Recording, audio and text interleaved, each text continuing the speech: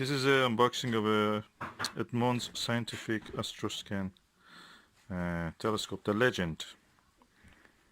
I think it is this box. Let me just open it and see what is inside. Okay, yeah, it's better than what I thought. Packed, really packed well. So I'm trying to open this without damaging any of this packaging. And well done, this parcel force has really packed it really well. So I'm going now to open this. I see already a cleaning fabric, and let me do the rest. Okay, it's emerging now from here. Okay, I can see now the whole package can be extracted from here. That's the telescope. I will put it down. I will try to see what is in this compartment. There is a base, I think, there. Let me just remove that. Oh, none of the telescopes I've seen online have this. This is the actual dew shield. And of course this is a fabric cleaner. What is inside here? Okay, I see a astrolabe kind of thing. What is this called? Pole finder. Oh, it helps you to find the North Pole. This book is the Stargazing 2016, a guide. And this is, I think, the eyepiece. Let me just open it.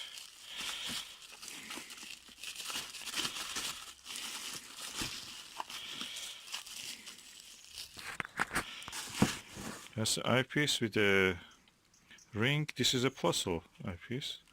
Oh yeah, Edmund Scientific puzzle. Beautiful with the rubber eye cup. What is this?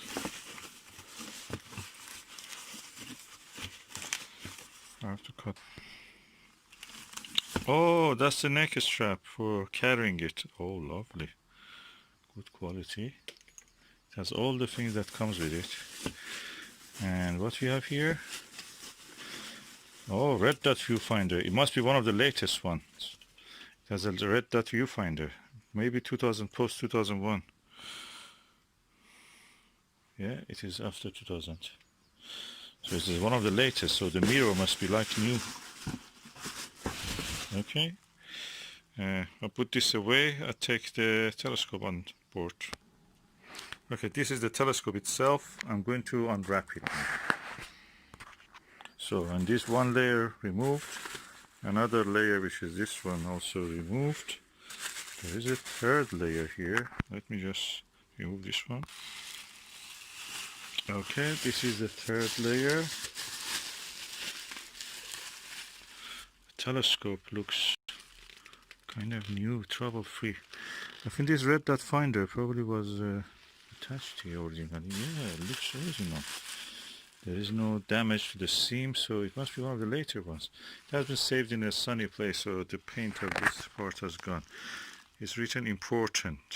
Warning, never look at the sun through your telescope. Telescope. Concentrated sunlight can blind you in seconds. Yeah, thank you for this warning. And let me just remove the whole thing from inside and see how it is. Okay, that's a beautiful telescope. It's coming out. And now I will remove the whole wrapping and put them somewhere safe. Now I have the stand. This is one of the cleanest I've seen of the Edmunds Scientific models. So I'm looking forward to open this now with the stand. Okay, this is the Edmunds Scientific. Okay, this is the Edmunds Scientific telescope. It's really elegant, smooth movement, even at this level, horizontal level, it stays there. So let me remove this tapes and try to look through the important part, which is the mirror.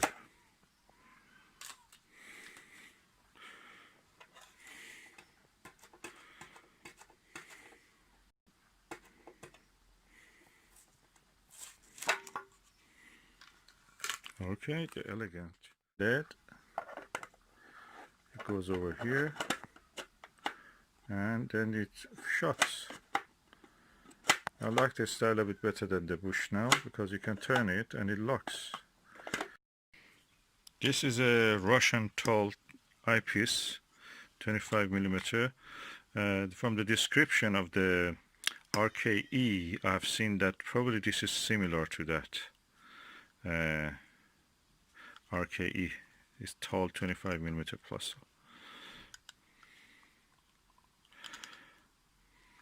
Okay, look at it.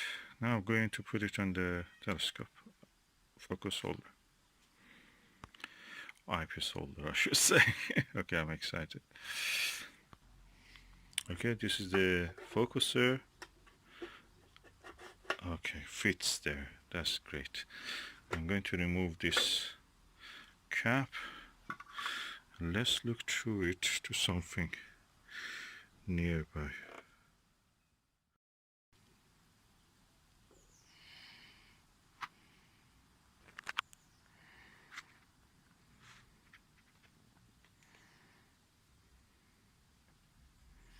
Impressive bright image.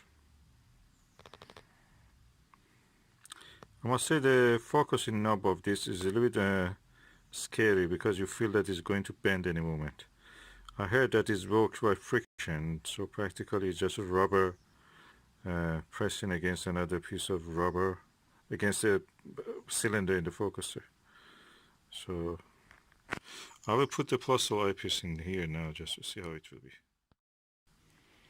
This is the Edmund Scientific Plusle 28 millimeter. This is replaced the original RKA in this model, and let's look through it.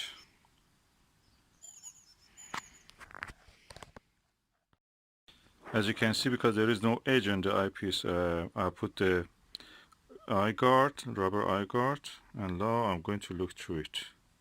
I must say the image is very bright, but you see the central obstruction, so it's better to be used with a lower power eyepiece, higher power eyepiece, sorry. 20 millimeter, 22 millimeter probably will do well. Let me just see if I can bring one. So this is a Starguide ED 18 millimeter eyepiece, and I'm putting it in the eyepiece holder. It takes it, so I'm going to look through this now. Very clean, neat image. Of course, it's upside down, as you can see. And I have to focus. Yeah, easy to focus on it. Yeah, nice. It's stable. And the mount is stable. It's holding the telescope well.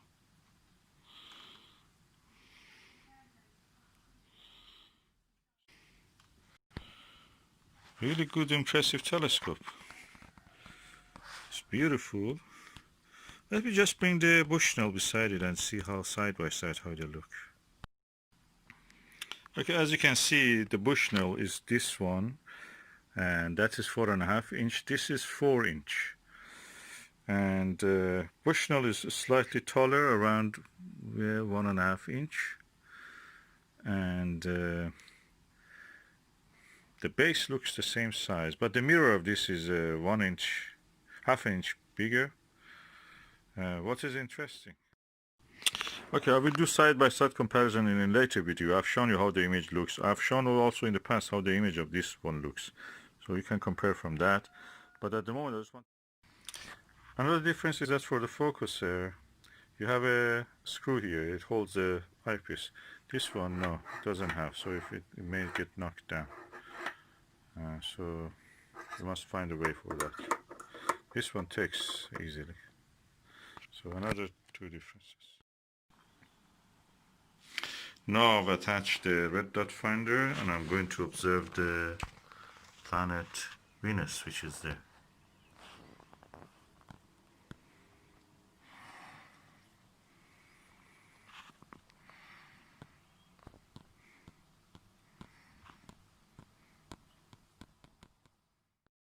Okay, I have used its own Edmund Scientific Plusle 28 millimeter. I've used this lanthanum Soligo 2.5 mm long eye relief eyepiece. This is actually a Vixen, and now I'm using the Oliven zoom lens, and I can say this is really good. I really recommend this.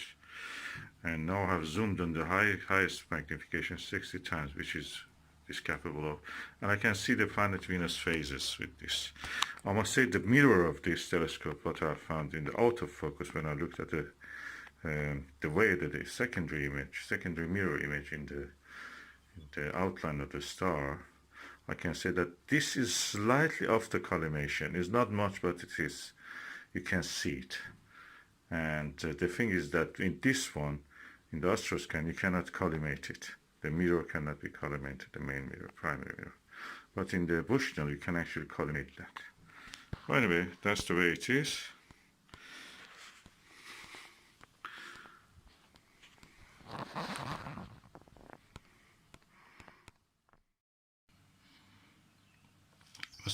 I must say, holding the camera against the eyepiece is very easy. With the telescope, I can see the phase of Venus, visually, I mean. With this, you see it's blurred a little bit. The setting, I cannot change the setting for the video, but I can change the setting for the camera.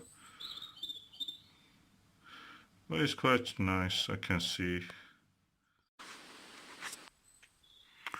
What I have found about the Astroscan telescope is that photography through eyepiece here is so much easier than any other telescope.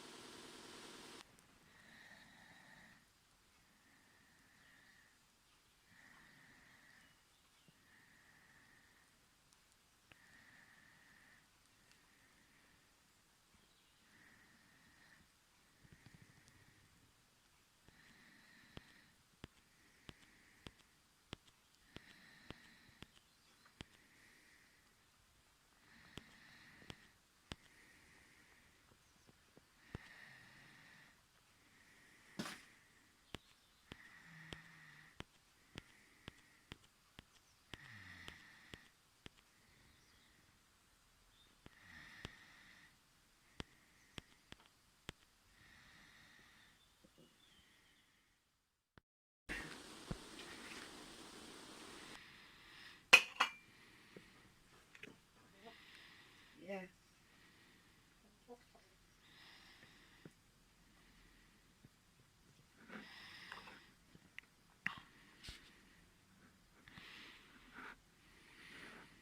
This is a blackbird, the bird which has a beautiful song.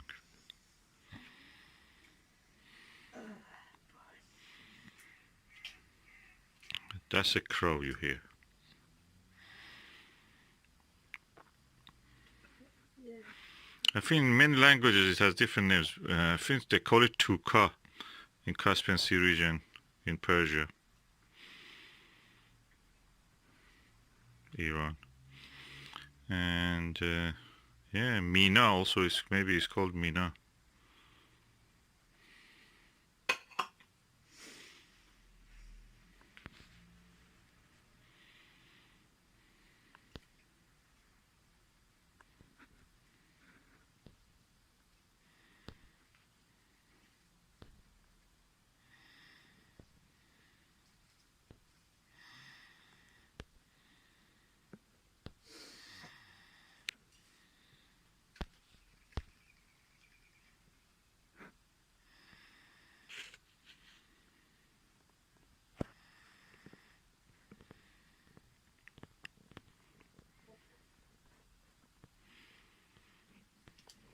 I'm using the Astroscan 2001 with a 28mm Plusle eyepiece of it.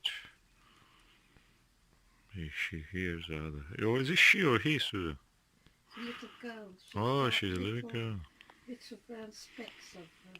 Oh, ground specks on her. Brown specks. Little brown specks. You can see, oh, she puffed. And when the light shines on her, the feathers reflect blue.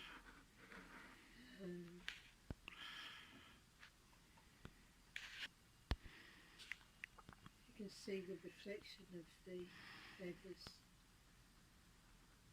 real pigmentation of them. They're beautiful. You can't appreciate beauty until you of an animal until you've actually seen. So we are in the final lockdown. As David Bowie says, final countdown. But we think this is a final lockdown. This is the end. This is the one.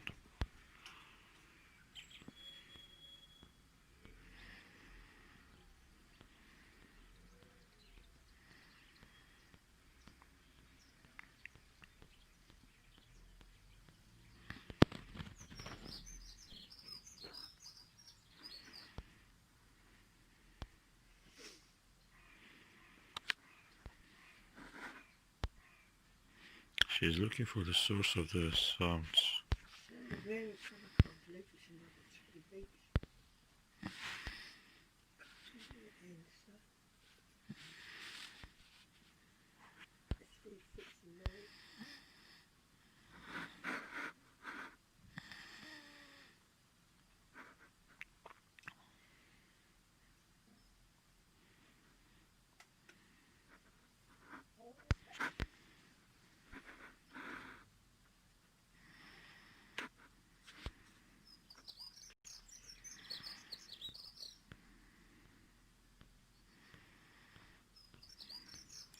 Some other singing birds, but when she sings, she has a most beautiful song.